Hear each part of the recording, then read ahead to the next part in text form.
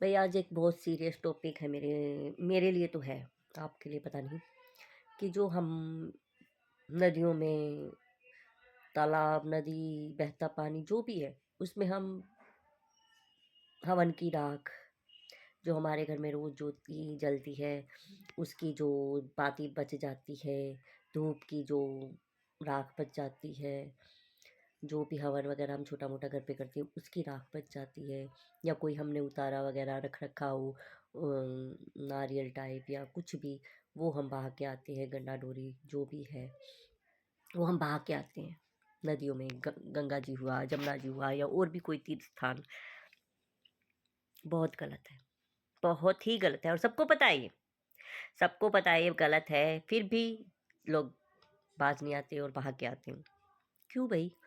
उस राख को, उस जो जोत की बातें हैं, या हवन की मिट्टी है, राख है, उसको आप अच्छे से डिस्ट्रॉय मतलब जलाओ। जलाने के बाद जो उसका राख ही बचती है, उस राख को आप अपने पेड़ पौधों में डालो। पार्क के पेड़ पौधों में डालो, कहीं पर भी डालो, पर पेड़ पौधों में डालो, ताकि वो एक खाद का काम करे और कहीं गंदगी भी ना फैलेगी। गंदगी नहीं फैलेगी। मैं इसका सॉल्यूशन दे रही हूँ कि इन चीज़ों का क्या करूँ, क्योंकि आपको मना तो सब कर रहे हैं, मना कर रहे हैं कि ये चीज़ मत करो, वो चीज़ मत करो, पर उसका सॉल्यूशन नहीं दे रहे। सॉल्यूशन मैं दे रही हूँ कि उस जब चीज़ को जलाओ पहले अच्छे से, उपलों के साथ, मतलब कहीं उपले बोलते हैं, कहीं कांडे कंडे वगैरह बोलते हैं, कहीं गोसे बोलते हैं, हमारे यहाँ गोसे बोलते हैं। तो गोसे उसके ऊपर रख के अच्छे से जलाओ, लकड़ी में जैसे भी जला सकते हो, चूल्हे में। और उस मिट्टी को, उस राख को, पेड़ पौधे आपके घर में हैं तो गमले उनमें डालो। उनमें उनमें नहीं है जगह तो आप पार्क के गमलों में, पेड़ पौधों में डालो, कहीं पर भी डालो, पर पेड़ पौधों में डालो, ताकि वो खाद का काम करेंगे और आपकी जो जो घर की एनर्जी थी वो घर में ही रहेगी। अगर घर में डालोगी तो बाहर भी डालते हो तो पेड़ पौधे वो पनपते हैं, तो आपकी एक ब्लेसिंग मिलती है उससे। पेड़ पौधे आपको ब्लेसिंग ही देंगे, क्योंकि पानी आप बाहर पार्कों में पानी नहीं लेके आ सकते रोज, तीसरे दिन जो भी है, पर आप मिट्टी तो डाल सकते हैं, राख की खाद तो डाल सकते हैं, जो बहुत अच्छा आपको रिजल्ट देगी, बिलीव मी। और जो नदियों में डाल के आते हो, आपको नदियाँ बददुआएं दे रही हैं, वो भी आपको कहते हैं ना, श्राप दे रही हैं। दूसरी चीज़, हम जो तस्वीरें हैं, जो नवरात्रों में हम फास्ट रखते हैं, मैंने उसके बारे में भी बता रखा है एक रील में शायद, कि जो फास्ट रखते हैं, कई बार हम तस्वीरें लाते हैं, जैसे गणेश चतुर्थी पे भी लाते हैं, इन्हें नदियों में बहा देते हैं या फिर पीपल पे छोड़ आते रखाते हैं। क्यों भाई? हमारे घर का कोई मेंबर खराब हो जाता है, बीमार हो जाता है, या उसका शरीर का अंग कट जाता है, उसे हम फेंक देते हैं, उस इंसान को हम फेंक देते हैं। मरने के बाद हम घर के इंसान को जला के आते हैं, प्रॉपर उसे डिस्ट्रॉय करके आते हैं, और उसकी बस इतनी सी अस्थियां लेके आते हैं। आपने देखा हो, इतनी सी अस्थियां, इतने बड़े इंसान की इतनी सी अस्थियां लेके आते हैं, और हम उन जो भी खंडित हो जाती है तस्वीरें, बहुत सारी खंडित हो जाती हैं, क्यों फेंकते हो भाई? उस भगवान को जिसको आप पूज रहे हो, दिन रात जोत बत्ती कर रहे हो, उसको मान रहे हो अंदर से, आत्मा से, और उसको आप फिर एक झटके में फेंक आते हो, बाहर छोड़ आते हो, रखाते हो। नहीं रखो। उसके लिए भी सॉल्यूशन है। आपके गमले होते हैं घर में, उनमें रखो, ताकि उसे आप देख सको।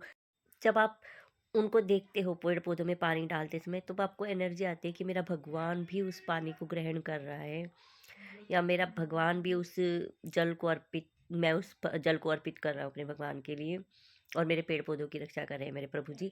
तो वो एक अलग शांति मिलती है। अगर वो कागज की हैं, अगर तस्वीरें कागज की हैं, तो उसे जला दो। जैसे हम अपने घर के मरने के बाद इंसानों को जला देते हैं, उसी तरह उन्हें जला दो, और राख को भी पेड़ पौधों में डालो, अपने गमलों में डालो। थर्ड, जैसे कुछ चीज़ें पिघलने लायक होती हैं, जैसे चौक के बनते हैं भगवान जी, उनको आप पिघलाकर गमलों में ही डालो। सारी एनर्जी, सारी पूजा, सारा अभिमंत्रित, अपने दई देवता पूजा की हुई तस्वीरें अपने घर में ही रखो, बाहर नहीं डालो। पीपल पर, उस पीपल पर डालाते हो आप, बाहर जो पीपल है उस पर कुत्ते, गाय, बिल्ली जो भी है बैठता है, वो आपकी एनर्जी सोक करता है। भगवान जी भी देख रहे हैं कि मेरा कितना अनादर कर रहे हो, मेरे साथ कितना बुरा व्यवहार हो रहा है। एक टाइम मेरे को पूजा जा रहा है और एक टाइम मेरे को फेंका जा रहा है। थर्ड चीज़, जो हम नवरात्रों में जौ बोते हैं उन्हें भी हम फेंकते हैं, बहुत गलत बात है। इसका भी सॉल्यूशन देती हूँ। जो होते हैं जो हमारी इम्यूनिटी पावर को बूस्ट करते हैं, उसके लिए भी सबसे अच्छा है आप जूस बनाएं। उस हरी हरी होती है उस टाइम पे उसे काट लें और उसमें पानी देते रहें, वो दोबारा भी हो जाएगी, तो उसे भी काट के आप जूस बनाते रहें। जूस बहुत ही अच्छा लगता है पीने में। उसमें आंवला, चुकंदर जो भी आप मिक्स करना चाहें मिक्स करके, पुदीना, धनिया जो भी मिक्स करना चाहें मिक्स करके आप एनर्जी बूस्ट बना सकते हो। और डिटॉक्स वाटर बोलते हैं जिसे, वो बना सकते हो और वो पी सकते हो। बेस्ट बेस्ट सॉल्यूशन है। आपकी एनर्जी आप के अंदर ही गई, आपकी माता का प्रसाद आपके अंदर गया, आपकी जो भी नेगेटिविटी है वो रिजॉल्व होगी आपके अंदर तक की, और बेस्ट हुआ सुप। और आपने माता का अनादर भी नहीं किया, जो को बाहर फेंक कर, पीपल पर रखकर या फिर विसर्जित करके। ना नदियाँ गंदी होंगी, ना कहीं पीपल पर कुछ गंदगी फैलेगी, ना आपको ये अंदर से भी ये गिल्ट फील आने लगता है हमें कि मैंने यहाँ रखा था, देखो कैसे कुत्ता खींच खींच कर लेके जा रहा है भगवान को या जो को। ये सुपर बेस्ट आइडिया है, सुपर बेस्ट। आप कीजिए और प्लीज़ नदियाँ गंदी ना कीजिए, उनमें विसर्जित मत कीजिए। मेरे पास खुद मैंने है ना 2 नारियल रख रखे हैं, ये बोलकर कि ये काम हो जाएगा तब मैं इनको विसर्जित करूँगी, बट मैं नहीं करूँगी। रुक जा, मैं नहीं करूँगी। मैंने सोच रखा है इनको विसर्जित नहीं करूँगी, इनको प्रॉपर फोड़ूँगी, इनका जो बुरादा वगैरह है वो जलाकर मैं पेड़-पौधों में दूँगी। और उसका जो नारियल का अंदर का है उसे मैं प्रॉपर, सूख चुके होंगे अब तक तो उन्हें घिस कर मैं खाने के लिए नारियल डालूंगी, ताकि मेरे घर में ही वो प्रसाद खाया जाए। काम वो हो चुका है, वो उल्टा तो होने को रहा, और वो प्रसाद हमने ही ग्रहण किया, नदियाँ भी गंदी नहीं हुई। अगर मैं वो नहीं कर पाऊंगी, बाई चांस अगर आप नहीं कि हम नहीं खाएंगे, वो प्रसाद नहीं बना, वो हमने चढ़ावा चढ़ा रखा है,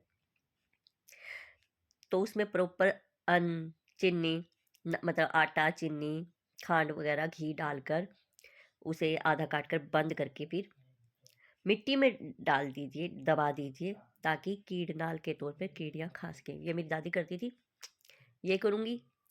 सेकंड ये है, हाँ रुक जा, थर्ड, अगर ये भी नहीं कर पाऊँगी तो उनके छोटे छोटे टुकड़े करके उनके, मतलब उनके लड्डू ही बनाऊंगी नारियल के, और प्रसाद के तौर पे बांट।